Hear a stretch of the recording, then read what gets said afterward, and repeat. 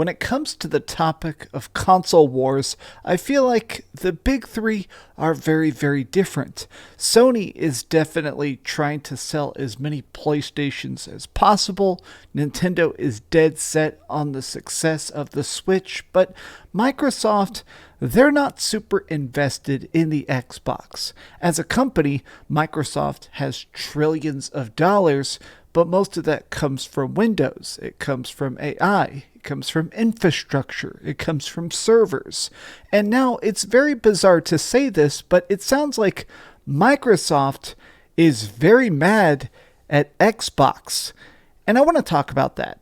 What's up, gamers? DreamcastGuy here. Hi, hope you're having a great day. If you could like this video and subscribe if you haven't already. So, the internet is very much abuzz with this quote that came out from Jeff Grubb, the famous leaker himself, where he said, Microsoft is not happy with the state of Xbox. I can tell you, they're not. They're upset. We're just trying to diagnose a little bit. You know, they didn't release a single first-party game last year, which is a completely insane to think about. They didn't release a first-party game in all of 2022. Just truly insane. If that doesn't affect you, if you always have something to play, that's awesome. But a lot of people regret getting an Xbox. Now, to go a step further than this, it sounds like a big part of why this topic came up is because it sounds like Hi-Fi Rush, which is the first major Xbox game of 2023, completely bombed.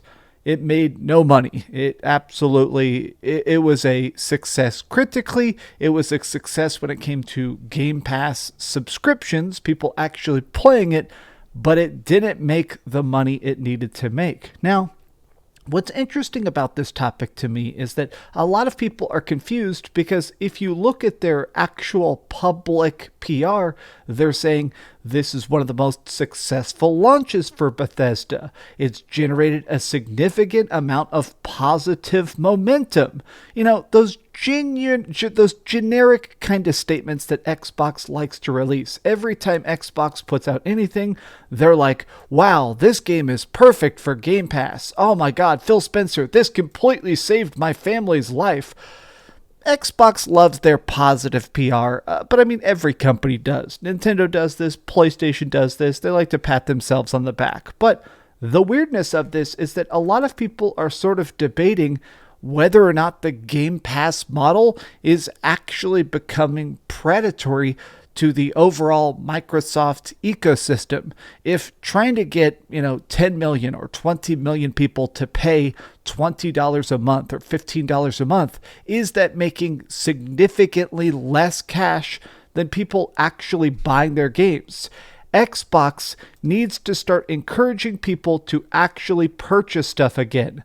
The Game Pass model may work if you have a crazy amount of subscribers, but you need to sell consoles to sell Game Pass, and we know that's not going well. This is a tweet from Kofi. Now, a lot of people are saying, okay, well, here's the thing. Xbox is just a tiny piece of the pie. The Xbox brand isn't supposed to be strong. Microsoft is totally fine with you playing on PC or playing on cloud or playing on your TV or playing it on your Xbox.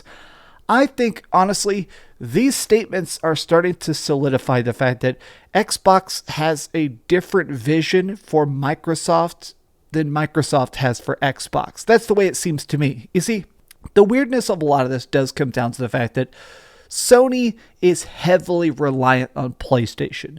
PlayStation, by far, is the biggest piece of the pie. Like, Sony pays their bills by selling hundreds of millions of PlayStation games. Free-to-play stuff, games as a service, big AAA stuff that's $70 up front. All these different drips of revenue going into the PlayStation Store actually pays Sony's bills. Whereas Xbox has never really been profitable. Xbox has always been this fun extra experiment to bolster the stock of Microsoft. And I wonder what happens when Microsoft gets tired of the Xbox experiment. Is that even possible? Are they in too deep? Now, I want to go on here and just take a look at this as well, because people are actually still talking about the fact that maybe this is a problem with Xbox marketing. They have really been pushing the idea that, you're not supposed to buy these games. You're only supposed to have Game Pass. I have also seen a lot of conversation. I take a look at Xbox Twitter quite a bit, and these people talk about everything is better on Game Pass. Even when there's a cool indie game, there's a lot of conversation about that next hyped underground title. I do straight up see people on Xbox say, I won't buy it until it comes to Game Pass. When it comes to Game Pass, then I'll try it. The problem with that is that Xbox still needs sales. Xbox is still trying to actually get their cut from the Microsoft Store. They need you to show up and buy games like Resident Evil 4 Remake. They need you to buy the next big expansion of Elder Scrolls Online. They need you to actually show up and buy stuff on their consoles and not just wait for Game Pass. The complete dead in the water sales for Microsoft is probably starting to piss them off a bit because, it's got to be expensive to keep all these games in development. Right now, Xbox still technically has 23 separate studios that are actually at full speed ahead making games. And if one of them bombs, that sucks. If multiple of them bomb, that sucks even more. How many years are they spending on these projects for them to come out and just get a couple downloads? 2 million downloads for Hi-Fi Rush is good on paper, but is this profitable? According to these leaks, it's not. I guess part of what's so baffling to me about this is that I played Hi-Fi Rush. The game is fantastic. Legitimately, it's one of the very best games of the year. And so if you can make a game that's that high quality, that fun, that unique, and it still doesn't manage to turn a profit, what is happening with the Xbox ecosystem? Now, a lot of people are actually sort of blaming this on something very interesting to me. So this is Jez Corden. He is, in my opinion, one of the very best Xbox writers. He works over at Windows Central, and he says, what determines success for Xbox these days? Hi-Fi Rush, as far as I know, had no physical version, no marketing, no multiplayer. If Xbox is pressuring ZeniMax to deliver sales of its games, maybe you shouldn't emphasize Game Pass so much. What is the goal here? Now, this reply from Benji Sales actually probably is ruffling quite a bit of feathers, but I think he has a great point. If this is accurate and Microsoft isn't happy with Xbox sales, I've got bad news.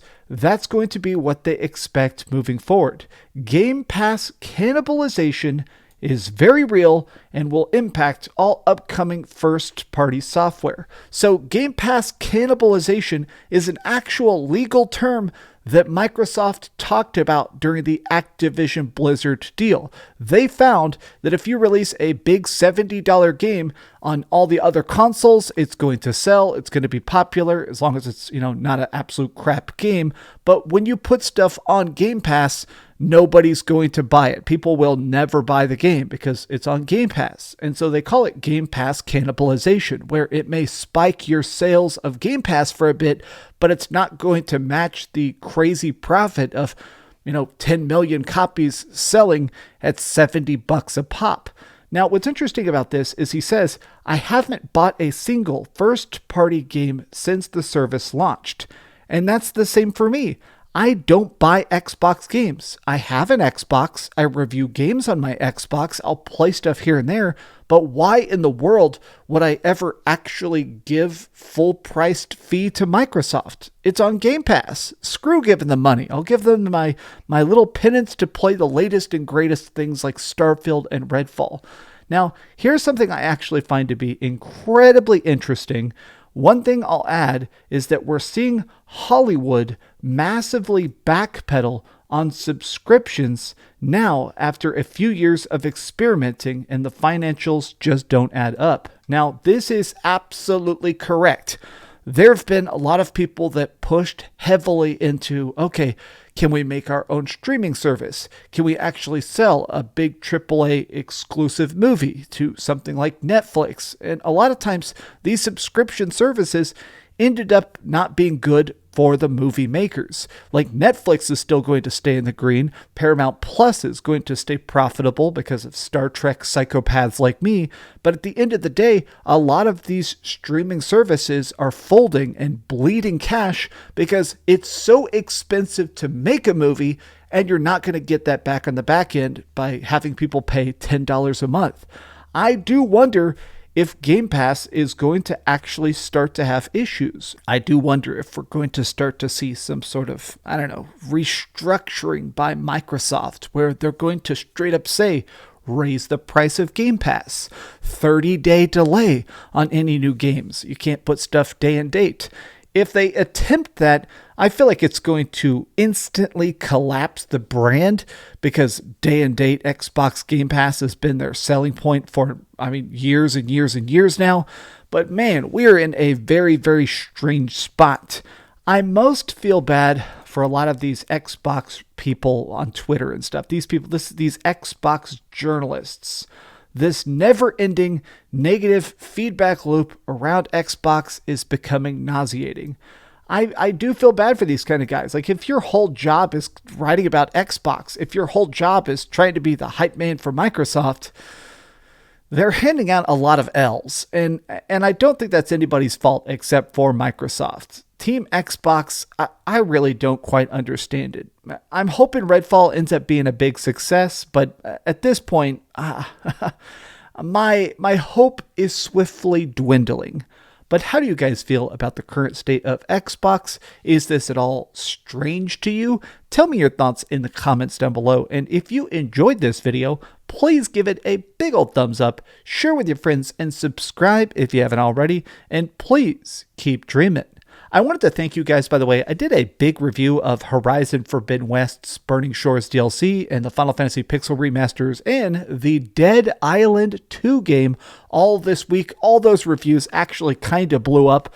I wanted to thank you guys because honestly, I love talking about games. It's fun reviewing games, and it blows my mind when, tens of thousands of people are showing up to hear me talk about them. Thanks so much for watching that video. If you want to see something else, you can always click this link to see what I put up last, or, subscribe and see what's coming up next. Also, I promise that whatever I do, it'll try not to suck.